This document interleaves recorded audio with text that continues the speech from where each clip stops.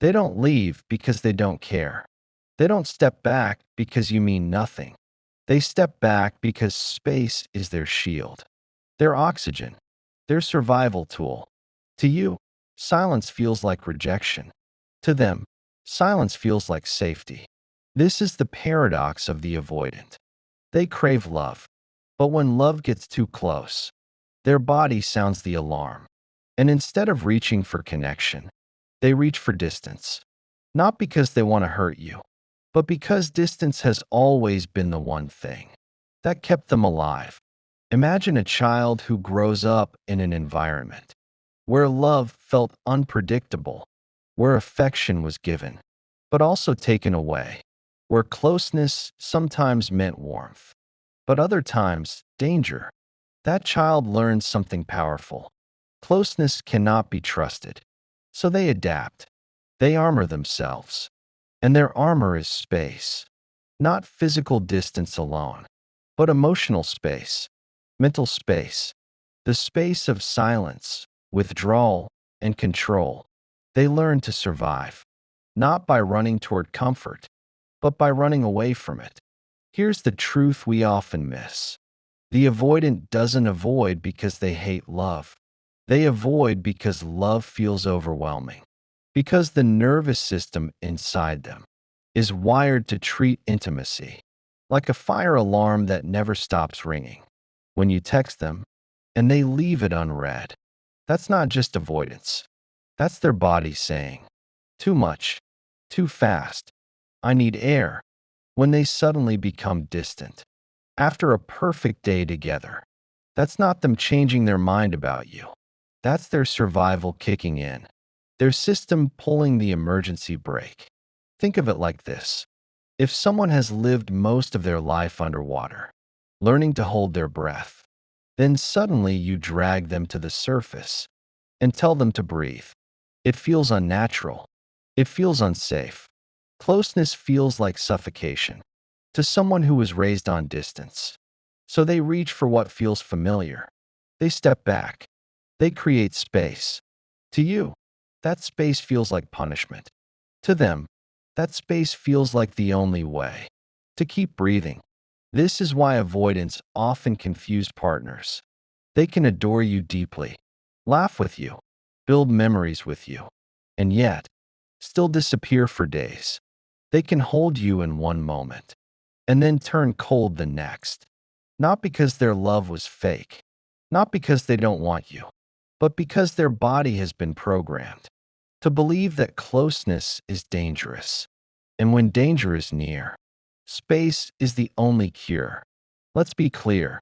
Space, for them, isn't luxury. It's survival. It's how they quiet the inner storm. It's how they shut down the alarms inside their chest. It's how they remind themselves, I am safe. I am in control. But here's the cruel irony. The very thing that keeps them safe also keeps them alone. The wall that protects them also isolates them. And so the avoidant walks through life, caught between two desires, the desire for connection and the need for distance. You might think, if they love me, they'll stay. But for them, staying feels like drowning. You might believe, if they trusted me, they wouldn't need space. But for them, space is the only way to trust themselves. It's not about you. It's about the blueprint they carry, the survival map written long ago. Picture this. A partner tries to talk through feelings. They open their heart. They ask, why are you pulling away? The avoidant freezes. Their mind goes blank. Their chest tightens. It's not that they don't care. It's that their nervous system is screaming, retreat, retreat, retreat. So instead of talking, they shut down. Instead of leaning in, they lean out. And silence becomes the conversation. This silence, this withdrawal, is not random. It's patterned, predictable, almost ritualistic. They use space like medicine to calm the panic that love stirs up. But unlike medicine, this dosage always leaves side effects because the partner feels abandoned, Because connection begins to fracture. Because love, instead of feeling safe, starts to feel like a game of chasing shadows. And here's the deeper truth. Most avoidants don't even realize how much they depend on space. It's so ingrained in them, so unconscious, that they don't see it as avoidance. They see it as normal, as healthy, as the only way to survive closeness. They think, everyone needs space. What's wrong with me asking for it? But what they don't realize is, their version of space is not simply breathing room. It's escape. It's shut down. It's the quiet death of intimacy. This is why arguments with an avoidant can feel so unfinished, why conversations get cut short, why apologies never land fully. Because instead of working through conflict, they step back.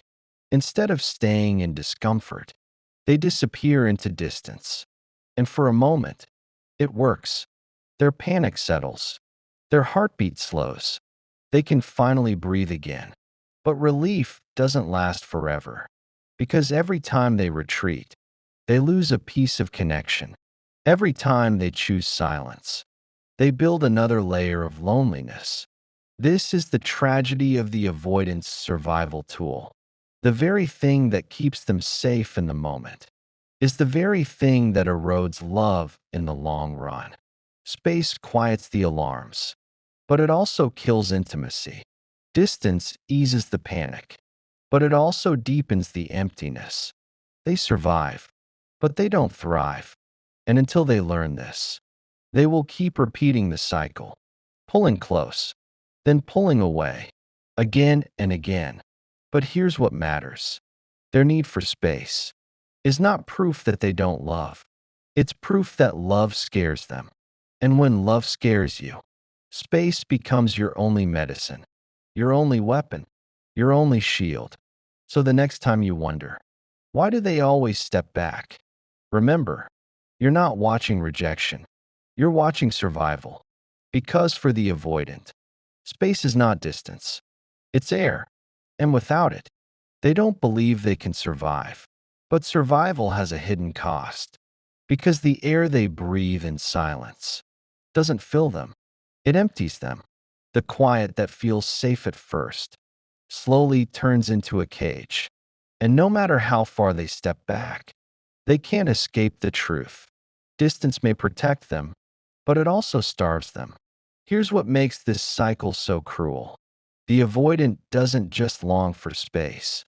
They also long for love. They want to be held. They want to be understood. They want to feel close. But the closer they get to what they crave, the more dangerous it feels. Their nervous system interprets love, not as safety, but as risk. So they step back. They pull away. And in that pulling away, they lose the very thing they needed most. This is why being with an avoidant can feel like holding water in your hands. Every time you think you have them, they slip away. Not because they don't want to be held, but because being held feels like being trapped. It's not the partner they're running from. It's the fear of losing themselves. Because deep down, avoidance learned a dangerous equation. Closeness equals control. Intimacy equals loss of freedom. Love equals danger. So they cling to the only thing that guarantees safety, space. But space, over time, turns love into confusion. You start wondering, if they care, why don't they show it? If they love me, why do they leave? Why do I feel loneliest when I'm with the one I love? And the avoidant, on the other side, is asking their own questions. Why do I feel trapped by the very person I care about? Why do I need to run from the thing I want most? Why do I feel safest only when I'm alone? Both sides ache. Both sides misunderstand. Because the avoidant thinks distance keeps them safe, while their partner sees distance as rejection. And in that gap, love begins to fracture. Let's get real. Avoidants don't actually want to hurt anyone. They're not cold-hearted. They're not unfeeling. They're simply protecting the most fragile part of themselves. And that protection was built long ago. Picture a child who cried for comfort, but no one came. Picture a little one who reached for warmth, but was met with coldness. Picture a boy or girl who learned, if I need too much, I'll be left alone. That child grows up, and as an adult, they still carry the same rulebook. So when someone today loves them deeply, their body remembers yesterday's wounds. And instead of leaning in, they lean out. Here's the paradox. Space is the medicine that keeps them alive, but it also keeps the wound unhealed. Because every time they pull away, they reinforce the belief. Closeness is dangerous. Love will overwhelm me. I can only survive by staying alone. And so they survive, but they don't heal. Now let's talk about what space actually feels like. For the avoidant, in the beginning, it feels like freedom, like finally being able to breathe, like releasing pressure they didn't even know they were carrying. Their phone goes silent. Their partner's voice is distant. And for a moment, they relax. The knot in their chest loosens. The storm inside settles. They feel safe again. But then, something unexpected happens. The silence grows heavy. The emptiness echoes louder. And that very space they fought for starts to feel hollow. Because humans are wired for connection, and no amount of distance can erase that need. So the avoidant lives in tension. Too much closeness feels unsafe. Too much space feels empty. They swing back and forth, like a pendulum that never rests. One day, they're reaching out. The next, they're retreating. One moment, they crave intimacy. The next, they push it away. And both partners are left dizzy, unsure which version is real. But here's the truth. Both versions are real. The avoidant is not pretending. They genuinely want love, but they also genuinely need space. It's not a game. It's survival. If you've ever loved an avoidant, you know this heartbreak. You've watched them smile at you, with warmth in their eyes. And then, you've watched them turn away, as if that moment never existed. You've held them in your arms, feeling their body relax into yours. And then, you've woken up to silence, their presence replaced by distance. It feels personal. It feels cruel. But in reality, it's neither. It's survival. It's habit. It's a nervous system doing what it knows best. But survival always comes with a price. And for the avoidant, that price is love. Because every step back they take creates a crack in connection. Every wall they build keeps intimacy on the outside. And the tragedy is, deep down, they don't want to be alone. They just don't know how to be close without feeling unsafe.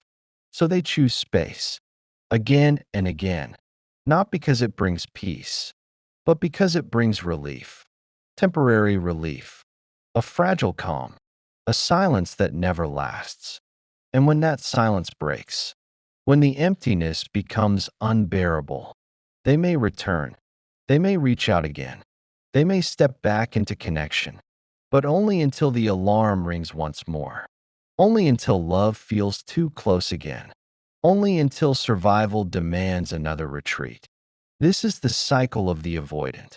Space, closeness, space, closeness. Relief, emptiness, relief, emptiness. A cycle that protects them, but also keeps them stuck. Because here's the truth. Space might save them in the moment, but it can never heal them in the long run. Healing doesn't come from running. It comes from learning. That closeness can be safe. But until that lesson is learned, the avoidant will keep returning to the only tool they trust. Space. Their survival tool. Their shield. Their oxygen. And yet, their deepest prison. If space feels like oxygen for the avoidant, for their partner, it feels like suffocation. Because when love pulls away, the partner doesn't feel safe. They feel abandoned. They feel like they've done something wrong, like they weren't enough, like love slipped through their fingers, and they weren't able to hold on. Think about it. When you love someone, your body longs for closeness. It craves warmth, reassurance, and presence. So when the avoidant disappears, even if it's just emotionally, even if they're sitting in the same room, it feels like rejection. The partner starts questioning everything. Did I say too much? Am I too needy? Why do I always end up chasing? And those questions turn inward. They begin to believe it must be them, that they're the problem, that maybe if they were different, the avoidant would stay. This is how the avoidant space becomes the partner's wound. The avoidant pulls away to feel safe. The partner reaches closer to feel secure. And instead of meeting in the middle, the gap only widens. The partner becomes the pursuer. The avoidant becomes the distancer. And suddenly, the relationship isn't two people in love. It's two nervous systems in survival mode. The partner tries harder. They send the text. They call again. They wait for reassurance that doesn't come. And every silence cuts deeper. They start losing themselves. Not because they want to, but because they're trying to hold on to love. Here's the heartbreaking truth. The partner of an avoidant often ends up living in two extremes. They either overextend themselves, pouring more love, more energy, more patience than they have, hoping it will be enough to draw the avoidant closer, or they shut down too. They mirror the avoidant. They withdraw. They go cold. They decide, if you won't come close, neither will I. But both responses leave them starving, because what they really want is not distance and not endless chasing, but mutual closeness, safety, reciprocity. Let's slow this down. When the avoidant retreats into space, their partner doesn't just feel unloved, they feel erased, invisible, discarded. It's not just the absence of words, it's the absence of acknowledgement. The silence screams louder than anger ever could, and the partner starts living in hypervigilance. They notice the small changes in tone, the pauses in conversation, the missed calls, the late replies. Every small signal feels huge. Every quiet moment feels like proof. Proof that love is slipping away. Proof that they're not enough. And yet, this isn't the avoidant's intention. The avoidant isn't trying to punish. They're not trying to manipulate. They're simply trying to breathe. But what feels like oxygen to them feels like abandonment to their partner. Two realities, two truths, colliding in the same relationship. Now here's the cycle. The partner reaches in. The avoidant pulls away. The partner feels rejected. The avoidant feels pressured. The partner tries harder. The avoidant distances more. Both hurting, both desperate for safety, but pulling in opposite directions. And over time, this cycle takes a toll. The partner starts losing trust, not just in the avoidant, but in themselves. They second-guess their instincts. They silence their needs. They accept less and less, just to keep the connection alive. And in doing so, they betray themselves. They forget that their longing for closeness isn't a weakness. It's human. It's natural. It's the very thing that makes relationships thrive. But when love is tied to survival, partners forget what love is supposed to feel like. Love begins to feel like waiting. Love begins to feel like proving. Love begins to feel like chasing. Instead of joy, it becomes exhaustion. Instead of peace, it becomes anxiety. And yet, they hold on. Because even though the avoidant creates distance, they also create moments of closeness. Moments where the avoidant returns, smiles, softens. Moments where the partner feels chosen again. And those moments are powerful. They're enough to keep hope alive, but they're also enough to keep the cycle alive. This is why so many partners of avoidance feel stuck. They see both sides, the warmth and the cold, the closeness and the distance. And they wonder, which is real? Do they actually love me? Or are they just keeping me around? Is this relationship healing me? Or is it breaking me? The truth is, both are real. The avoidant really does love, but their love is filtered through fear. Their care is filtered through survival. So the partner ends up loving someone who is half present, half absent, and that half presence can be more painful than full absence. Now, here's what rarely gets talked about: how the avoidance space reshapes the partner. Because over time, the partner adapts. They learn to silence their needs. They learn to shrink their voice. They learn to accept breadcrumbs, convincing themselves it's a feast. They become smaller, quieter, more careful, not because they want to be, but because they're trying to survive in a relationship built on survival. And here's the tragedy: the avoidant fears being consumed, but in their search for safety, it's their partner who ends up consumed. Consumed by waiting, consumed by longing, consumed by the endless hope that this time will be different. But let's pause here, because this is where many people begin to misjudge the avoidant. It's easy to say they don't care. It's easy to say they're selfish. It's easy to paint them as cold. But the reality is more complex. They care deeply. They just don't know how to show it without feeling unsafe. So they use space, not because they want to hurt, but because they don't know another way to survive. And their partner, in turn, gets caught in the crossfire of that survival. This is why relationships with avoidance often feel like paradoxes. There's love, but also loneliness. There's connection, but also disconnection. There's intimacy, but also distance. It's never just one thing. It's always both. And that bothness is what leaves the partner so confused. So here's the big question: what happens when two people are both trying to survive, but in opposite ways? The avoidance survives through space. The partner survives through closeness. One runs, one chases, one hides, one seeks. It's not a lack of love. It's a mismatch of survival strategies. And until that mismatch is seen for what it is, the cycle continues. But here's where hope lives. Awareness changes everything. When the partner begins to understand that the avoidant isn't running from them, but from the danger love represents, the rejection feels less personal.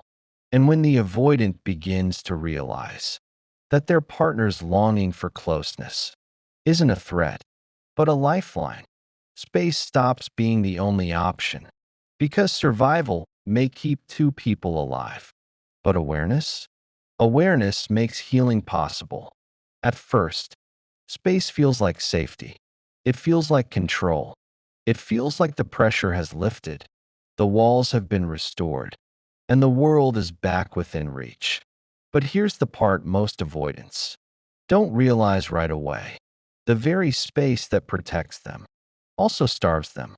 Because space may silence the alarms, but it also silences the connection. Imagine this: the avoidant steps back, breathes again, and for a while, it feels good. No demands, no eyes watching, no weight of expectation, just quiet. But as the hours, the days, the weeks pass, something begins to shift. The quiet no longer feels soothing. It feels empty. It feels lonely. It feels hollow. The truth is, space protects them from pain, but it also keeps out love. And human beings, even the most avoidant ones, are wired for love. We can't survive on distance alone. We need closeness. We need touch. We need to be seen, heard, understood. So the avoidant begins to feel a strange kind of ache. Not the ache of being overwhelmed, but the ache of being untouched, unmet. unheld. This is where their survival strategy begins to backfire because the very thing they used to feel alive, the distance, the coldness, the withdrawal, now begins to make them feel more disconnected from themselves. They traded pressure for emptiness. They traded closeness for safety. But now safety feels like loneliness. Here's the paradox. The avoidant doesn't like this loneliness, but they fear the alternative more. So they live in between, never fully with their partner, never fully with themselves, always somewhere in the middle, half safe, but half starved, half free, but half empty. And yet, this emptiness does something important. It reminds them, though they may try to bury it, that their longing for closeness never truly went away. It was only hidden, dormant, buried under fear. But the need is still there. The longing is still there. The hunger is still there. So what happens? The avoidance starts to circle back. They return. They reappear. They send the text, make the call, show up at the door, not because the fear is gone, but because the loneliness became unbearable. They don't return because they suddenly feel safe. They return because their body, their nervous system, their heart cannot survive without some form of connection. And so the cycle begins again. But here's the deeper tragedy. Because the return is born of survival, it rarely feels secure for the partner. The partner doesn't feel fully chosen. They feel temporarily needed. They sense it in the avoidance presence, the hesitations, the walls still half raised. It's closeness, but with conditions. It's intimacy, but with escape routes. And that conditional closeness hurts almost as much as the absence. Now let's look at the avoidant. In their private space, they may not tell you this, but the distance begins to weigh on them. They start questioning themselves. Why do I always ruin good things? Why can't I just stay? Why does love feel like danger, but loneliness feels worse? They wrestle silently. They punish themselves in ways no one ever sees. Because deep down, they know they long for connection. They just don't know how to feel safe in it. So the avoidant lives in a constant loop of contradiction. They want love, but love feels unsafe. They want freedom, but freedom feels lonely. They want safety, but safety without closeness feels like exile. This is the prison of avoidance, a prison made not of walls. Others build around them, but of walls they've built around themselves. And the saddest part? Many avoidants don't even realize they're in a prison because the walls were built so early in life, because safety became tied to solitude, because connection became tied to danger. To them, this feels normal. This feels like truth. This feels like the only way. But deep down, their body remembers differently. Their nervous system remembers that once long ago, they too needed closeness. They too cried for comfort. They too reached for arms to hold them. The ache they carry today is the echo of that unmet need. So here's what begins to happen over time.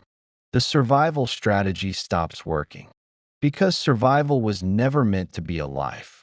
It was meant to be temporary, a way to get through danger. But when survival becomes the only way, life becomes smaller, colder, lonelier, and eventually, the avoidant feels the weight of it. They notice the emptiness. They notice the distance. They notice the way joy slips through their fingers before they even let themselves hold it. This is why some avoidants reach a breaking point. They realize the walls aren't protecting them anymore. They're isolating them. They realize the space isn't saving them anymore. It's starving them. They realize that safety without love isn't really safety at all. It's just survival. And survival without connection feels like half a life. This breaking point is painful, but it's also the doorway to change. Because only when the avoidant sees that their strategy is failing them can they begin to consider another way. Not because someone else forced them, not because they were guilted into it, but because they feel the ache of emptiness too strongly to ignore. The partner, meanwhile, has their own breaking point. They too grow tired of waiting. They too feel the starvation. They too recognize that love without presence isn't love that can last. So the relationship reaches a crossroads. Both sides starving, both sides hurting, both sides needing more. Then survival. This is where the possibility lives. Because when survival no longer works, when both the avoidant and their partner are starving for connection, a choice appears. The avoidant can choose to stay hidden, to cling to space, to live half loved, half free, half alive, or they can choose to take the terrifying step forward, to risk closeness, to risk presence, to risk love, not because it feels safe at first, but because safety without love is no longer enough. This is the moment when avoidants discover that space was never the real solution. It was only a survival tool, useful in danger, necessary in trauma, but not enough for a full life. Because love isn't built in hiding, it's built in presence. And until they allow themselves to be present, with all the fear, with all the risk, with all the vulnerability, they'll never feel the kind of safety that only love can bring. The avoidant has lived most of their life in survival, pulling back, creating space, using distance as a shield. And for a long time, that shield worked. It kept the pain out. It kept the danger away. It kept their nervous system from flooding with fear. But shields are heavy, and after years of carrying them, the weight begins to crush the very person they were meant to protect. This is where the turning point comes. Because no survival strategy can last forever, the avoidant begins to realize they are not living. They are just managing, just existing, just surviving. And survival without connection feels like a life half lived. But here's the paradox. The moment the avoidant feels this ache, they're closer to change than ever before. Because pain, though unwanted, is also a teacher. The emptiness they feel in their silence, the loneliness they feel in their space, the regret they feel after pushing someone away. All of it is feedback. All of it is proof that their strategy has limits. And when a strategy no longer works, the heart quietly starts searching for something new. So what does healing look like? It begins small, so small it almost seems invisible. A pause before pulling away, a breath before shutting down, a softening in moments that once felt unbearable. At first, these are tiny cracks in the armor, barely noticeable, easily overlooked.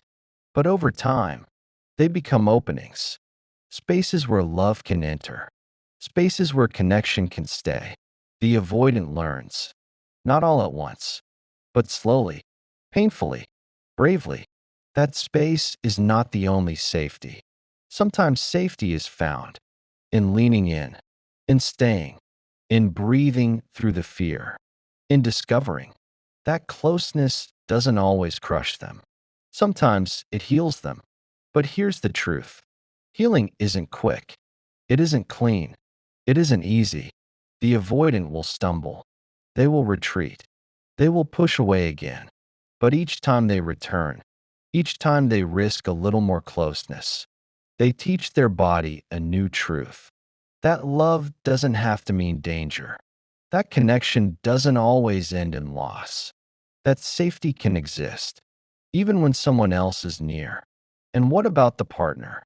On the other side of this, the one who has felt the push, the silence, the absence. Your role is not to fix them, not to force them, not to break down the walls by yourself. Your role is to understand that their distance was never truly about you. It was about survival. And survival is not who they really are.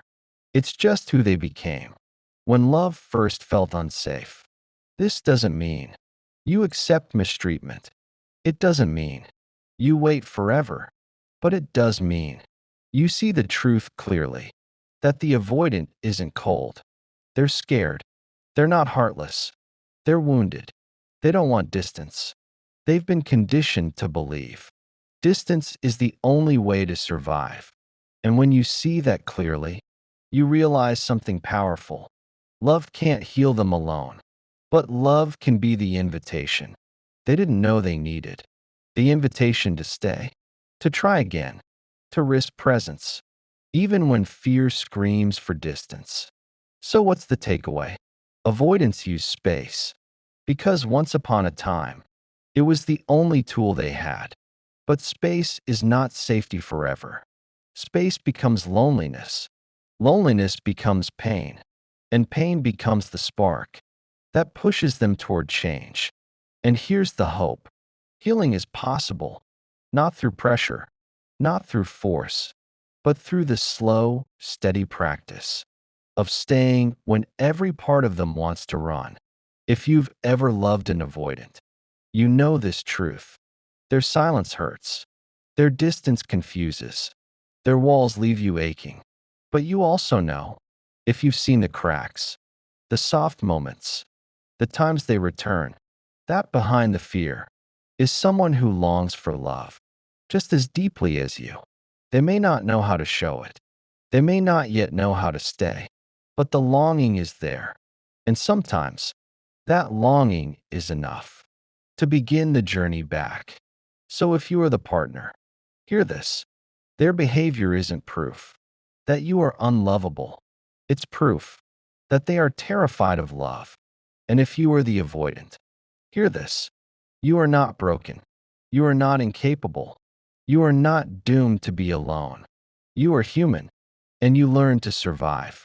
But now, you can learn to live, because space may have saved you once, but presence is what will sustain you. And love, the love you fear, the love you push away, the love you secretly crave, isn't the enemy. It's the medicine. It's the safety you've been searching for. It's the one thing your survival strategy could never give you. So let this be the reminder. You are not meant to live half a life.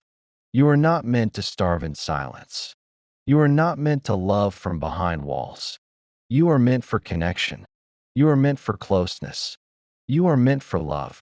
That doesn't suffocate, but liberates. And if this message resonated with you, whether you've loved an avoidant or been one yourself, don't keep it to yourself. Share this video with someone who needs to hear it. Because the more we understand these hidden survival patterns, the more compassion we can bring to the people we love and to ourselves. And that compassion might just be the key to breaking the cycle